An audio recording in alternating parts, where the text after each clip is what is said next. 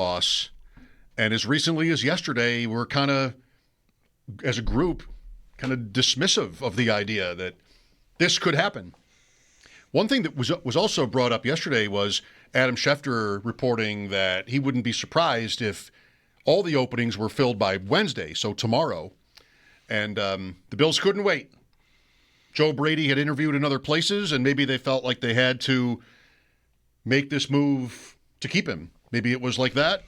Either way, he's hired, and here is Sal Capaccio to join us to talk about it today. I mean, Sal, is that pretty much on point, how you felt yesterday, and then how this news sort of hit you? Yeah, a couple things here. First of all, we've talked about it. You guys mentioned it yesterday, what Schefter said about these jobs being filled maybe by today, and I thought that was a little presumptuous, maybe a little ambitious, that it just didn't seem like it was going that way. Also said, hey, you never know. They like a guy, they're going to move fast. If they really identify a guy, they're going to move fast because you got to start getting everything in order. You got to get your assistants in order. You got to start lining things up. You just have to do that. But it felt to me like this was something that was going to be taking a little while longer. And then you still had the Kubiak thing hanging out there, which was, are they going to wait 2 weeks? Are they not going to wait 2 weeks? Even if they felt they couldn't wait 2 weeks, I thought maybe today would have been a little too early. But obviously they identified Joe Brady early on in the process. He had an interview early. He's the first interview they had. He's been in the building. They felt comfortable enough with him. When I was on the radio today, ironically, you were on with Carlo earlier today, Bulldog, and then he was on with me when the news broke. Actually, okay, wow. We were Did he talking take a victory lap? Because I sort of talked him down, like, I don't think it's going to happen, dude. I don't know, whatever. I know, amazing. We were actually talking Sabres Leafs right around 11:40, and the news broke right at that time. So we pivoted, and yeah, I was surprised. I was surprised, and then just the name itself. Surprised by that. I was surprised by the timing, and I was surprised that the Bills did this. And the biggest reason why is because of what I've said to you guys, which is if you fire Sean McDermott and say the reason is because you've hit a proverbial playoff wall, as Terry Pegula put it, then it always felt to me like they'd be going in a different direction, in a different voice than somebody who was in a leadership position on Sean McDermott's staff who's been a part of that proverbial playoff wall. All that said, you always leave open the possibility of, hey, if Josh Allen really likes the guy and he endorses him, that's a big-time check on his box. And obviously, if they want to keep the continuity of what they had on the offensive side of the ball and they're late in the process and they want to make sure they keep some of these coaches in the building and there's guys taking jobs everywhere, who are you going to get? All those things are baked into it. And then I think the final thing for me is, looking back on it, this is clearly another sign of it really kind of came down to me to looking at it. It's more of a Sean McDermott and Brandon Beane maybe just couldn't continue their relationship anymore, so we had to do something different. And this is the easiest and safest path, given that, is you still like your team, you like your offense, and you want to have continuity, but you can't have Sean McDermott around anymore. Sal, you've known Brady for years and Allen, and I'm not trying to pin you on to what extent Allen had an important voice in this decision, but he had a voice. We know that. They've said as much. With Brian Daboll as a candidate being interviewed, and Davis Webb, and anybody else you want here that he might have some connection to, would it surprise you if you found out that Allen was a vote for Brady, given the options? I guess. From the standpoint of ranking them, maybe. You know what I mean? If you say to me, would he vote for him over Brian Daboll? But I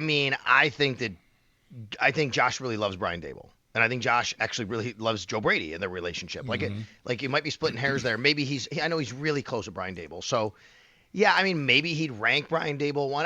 Look, there's a lot of nuance there to Brian Daboll's career, though, versus Joe Brady's, right? And what Brian Daboll's looking for as well. And, even if Josh said, yeah, I prefer Brian, just hypothetically speaking, well, what does that look like when you go to Brian Daboll and say, well, what does your staff look like? And, maybe they're not totally in line with his vision, and he's been here before. There's a lot of things there where Joe is, hey, I'm right here. I'm ready for this. I've never done it before, but I know I can do it, and I want to keep the train moving, right? So I think there's a lot of things there. I would say it this way, Mike. I don't know who he would rank higher. Obviously, I can't say that. I don't think that Josh Allen would fight against Joe Brady being the head coach. Okay. And then there's Webb, who we've heard all along Allen is close to, and he might still end up here. Would you say? Sure.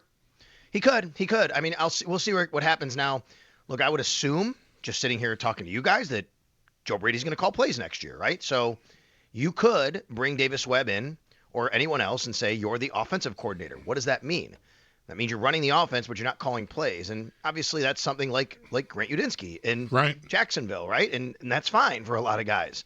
Is that something that Davis Webb would want? Is that something that is that someone Joe Brady would want to work with? They have worked together in the past. If he does want to work with them, bring him here. It is a bump in title, but it's not calling plays. So from that standpoint, then you'd have to say, okay, let's just go down that road. If you talk to Davis Webb, would he say, you know what? That's a really great opportunity. I got a good thing here, though, that I'm working on with Sean Payton, where I got a really good gig, and he's a great offensive mind, and I'd rather just stay in this role, which is kind of the same thing anyway. But yeah, it would be a bump in title, and it is possible. There's no doubt about that. I think it's notable that Ronald Curry is on the staff as the quarterbacks coach for the Bills, and he and Joe go back to their New Orleans Saints days together, right? So I mean, if you're looking for guys or who's going to get titles and who's going to take roles, that would be a guy that I think would be in some sort of way, plans with Joe, because I think, if I remember correctly, Joe had a bit of a part in bringing him to Buffalo. Do you feel like you have a handle on, after 2+ seasons of Brady as the offensive coordinator, what would you expect it to be more of the same, or do you think there was some shadow cast by McDermott here? Like, has Brady been able to be his full self? As I think a lot of fans are wondering if, all the criticism of the bubble screens, for example, to pick one play that I somehow worked my way into becoming like the public defender of the bubble screen, because it doesn't always fail to work. Like it sounds when fans get so mad about it, they just remember the ones that didn't go anywhere and forget about the ones that gained 15 yards. But anyway, like, do you think... Because my biggest hang-up here is the bit where Jordan Schultz reports that it was important that Brady recognized the importance of being aligned with personnel, right? That the coaching staff be aligned with the front office on personnel. Because one of the biggest things I was hoping for was more challenging of the personnel, and maybe getting whoever runs the offense some different personnel, maybe some more talent at receiver, for example, not to bang the familiar note on the same drum over and over again. Like, I just wonder how much Brady was working with what he had, and therefore we're assuming his philosophy is what we've seen, and maybe it's just adapting to what he had at his disposal. It's a great question. I've wondered it myself. I've always long believed, just through talking with people and knowing things, that Sean McDermott has not been the meddler that a lot of people believe that he is, right, on the offensive side. He does have a vision. He does have a philosophy. There's no doubt. And I think that anybody he brings in, anybody he hires, and the people he talks to, they're in going into a game, they're going to have that as part of their preparation, for games and what they're doing. There's no doubt about that. But it's not like Sean McDermott was calling the plays or telling Joe Brady in a game plan, make sure you just don't, throw the ball down the field more than 15 yards. I've never believed that. I don't believe that. So I'm not going to sit here and say that and change course. I do think, though, that Joe Brady was obviously running an offense in Sean McDermott's vision of what the overall team should look like, which is we're going to be really good up front. We got to protect our quarterback and run the football really well. And I do remember the one thing that McDermott said at the owners' meetings last year, which always stood out to me this year as the season going on. He would talk a lot about how defenses have changed so much, and this is right too. It's not even inaccurate. It's true. It's accurate. The defenses have changed so much to not allow the big play that you got to get the ball in the hands of people, and there's a lot of ways to get the ball down the field. You don't just have to throw it over the top of them. Like McDermott would say that, and then look what happened with the defense. I mean, the offense, right, over the last couple of years. So I do think Joe was operating under that construct, which is, look, this is the way we need to live. Like, yeah, we got this big arm quarterback, but teams are not allowing us to do this. So we need to run the ball really well, and you can force them up, and then maybe you could take your shots. We need to get the ball into our playmakers' hands and block and have good receivers who can block. And that doesn't sound sexy to a lot of people. So I don't think that Joe Brady was just doing everything Sean McDermott told him to do. No, I do not think that. I do think Joe Brady was operating under the construct of what philosophy and vision Sean McDermott had to run a football team, and then the personnel that he had to go and run it with. With Sal Capaccio, this CEO point, it doesn't do a lot for me. I mean, of course, like almost any job, it's more than just what's obvious that goes into the job. But I don't need the head coach of the Bills to be a CEO. I've got one of those, and he works for that guy, or the GM even. But, if this is, it may be more just a metaphor for leadership and organizational stuff. How does Brady strike you as somebody that can run this? Has he given off enough of an impression to make you feel a certain way about how he'll go over as a head coach, as a leader? Well, first of all, Mike, I think you're taking that a little too literally, the CEO, because yes, of course there's a CEO of the team, right? But these are different roles. There's a front office and there's a coaching staff. He's the CEO of the coaching staff. The front office has its own CEO. It has its own financial advisor and general manager. These are two. That's the front office part of it, and then there's the business side, and of course then there's the football coaching side. And I don't mind when I hear it because I'm around it every day, football. And I do think that a head coach, as I've always thought, it doesn't matter if you're offense or defense or special teams. You got to be a leader, and you do need to be a CEO type. A CEO type is what he said, not a CEO, I believe. Could be wrong. I thought he said type. Is someone who can delegate, understand what different people's strengths are, different roles are in your organization, and put those people in proper places to succeed. What Brandon Beane said was, we're not just looking for a play caller, because you can get a play caller on your staff. That's not the person running the operation. Your head coach coaches the coaches. I just said Sean McDermott had a vision for the team. He had hey, this is how we want to play football and win in the NFL. So that's got to be what Joe Brady does now. So to me, I understand the CEO part of it when you say that, when Brandon Beane does, because that's what that means. All you good have points. That full, right? I understand. I'll move off it. I understand completely. I'll move off it. Okay. That said, Joe Brady is a really high-energy guy. I think it's one of the big reasons why he got this job in the first place as offensive coordinator. I remember talking with McDermott at the owners' meetings again a couple of years ago, and him just mentioning how important. He didn't say this wasn't like anything even that he didn't say to other people down the line and publicly, which is like Joe's energy, bringing that energy. Remember when he would talk about Dorsey and he would talk about Brady, right? And that was a big deal to him. I think Josh Allen and the personality that he brings, that he would bring that out in him. As far as being the actual CEO, I need to see it. I have not seen that role in him yet because he was working under what I think was a good type of CEO type of coach, which is Sean McDermott. So he hasn't been able to have that type of role other than running the offense. So I could sit here and say I'm skeptical, but at the same time, I think his personality would lead to people following him, you know what I mean? Because I think he's high energy, he's positive. I think that's a good trait in a lot of people. But you know what you really got to do when you're a head coach, when you're a CEO? When things don't go right, when you're going through tough times, that's when your mettle is tested. That's when your hard conversations have to be had. And I'll say something about Sean McDermott that I think I've always appreciated and right. And Eric Wood would say it this way, and he was right. Sean was very comfortable having uncomfortable conversations. And that, to me, your head coach has to be comfortable having uncomfortable conversations. And when you are a high-energy, positive guy, what happens when you need to have those conversations with people? That's what I need to see. Sal Capaccio on the Western Hotline with us for a few more minutes here on a day the Bills make official their hire of Joe Brady, their former offensive coordinator, as the 21st head coach in history. So what are we waiting for now, Sal? Coordinators, I think hearing just before we started that Jim Leonard would be a strong candidate from Denver got my attention. I wonder if you can maybe just go to Denver for everything. Go get your OC there in Davis Webb, sure. And maybe your DC and Jim Leonard.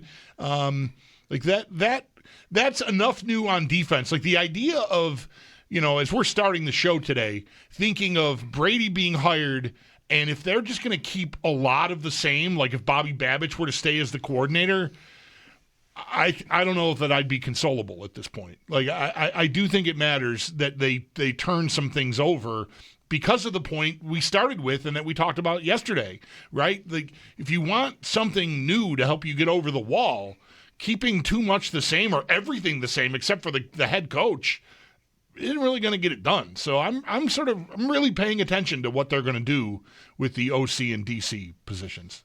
Yeah, for sure. These are really important hires. They're especially important for a first-time head coach. You want to surround yourself with people that really you can lean on, that you can trust. That's a big, big thing in this business. You're getting in there your first time. Are you bringing in people who are looking to overstep you and on top of you and take advantage of you? Are you looking for loyal people? Can you get loyal people who are willing to go along with your vision and really be understanding of what you're trying to do? Like, that's important here. When Sean McDermott was hired in 2017. He couldn't get everybody he wanted right away because guys were under contract, much like maybe Joe Brady here. So what did he do, though? He had the oldest staff in the league. He had Leslie Frazier. He had Rick Dennison, right? Like, he was hiring guys that are like, oh, my God, these guys have been around a long time in the league. Why did he do that? He needed experienced people. Now, Joe Brady, his first target here, it appears, is not that. It's going to be Jim Leonard. And I think that's very fascinating to me, which tells me he's looking for a bam, right away, fresh new approach, fresh new eyes to come in here. A guy that's he didn't play in the league too long ago, right? Yeah, he's been at the college level, he's been at the NFL level. I also find it interesting. He just played this team twice. The last two playoffs they played this team. I don't think that you hire somebody from a team that you just prepared 2 playoff games for if you didn't think in your mind, you know what?